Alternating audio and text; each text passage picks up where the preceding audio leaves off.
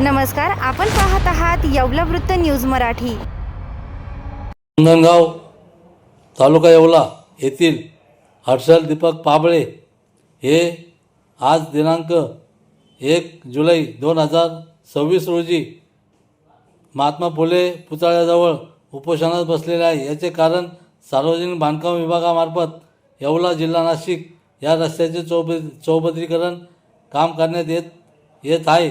त्यावेळी सार्वजनिक बांधकाम विभागाने रस्त्याला लागून असलेल्या इतर जमिनीचे कायदेशीर भूसंपादन केले होते, परंतु आमच्या मालकीच्या आणि जमिनीचे कोणतेही कायदेशीर भूसंपादन करण्यात आले नव्हते।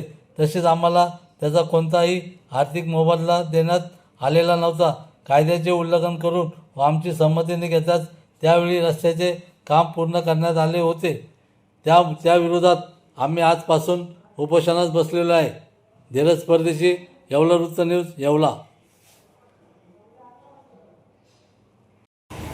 गेली 3 महिन्यांपासून की आम्ही PWT बांधकाम विभाग नाशिक यांच्याकडे पत्रव्यवहार करतोय की आमची जी 15 ते 20 गुंठे जमीन आहे येवला ते नाशिक जो हायवे आहे त्या हायवेमध्ये ती बाधित झालेली आहे आणि त्या संदर्भातला अहवालही भूमी अभिलेख विभागाने प्रांत अधिकाऱ्यांच्या सूचनेनुसार त्यांनाही पाठवलेला आहे। तरी देखील सार्वजनिक बांधकाम विभागाचे जे अधिकारी आहेत BOT विभागाचे त्यांच्याकडून ही जागा भूसंपादित करण्यासाठी टाळाटाळ केली जाते आणि गेल्या 3 महिन्यांपासून आम्ही याचा पाठपुरावा करतोय।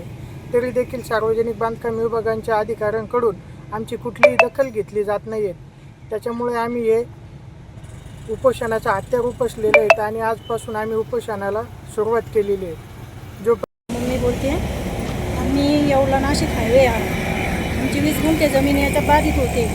त्याच्यामुळे आम्ही इथं उपोषणाला बसले। तर आमची सरकारकडे एवढीच मागणी आहे की आमची जमीन भूसंपादन करावी आणि आम्हाला योग्य तो मोबदला आजच्या बाजारभावाप्रमाणे मिळावा।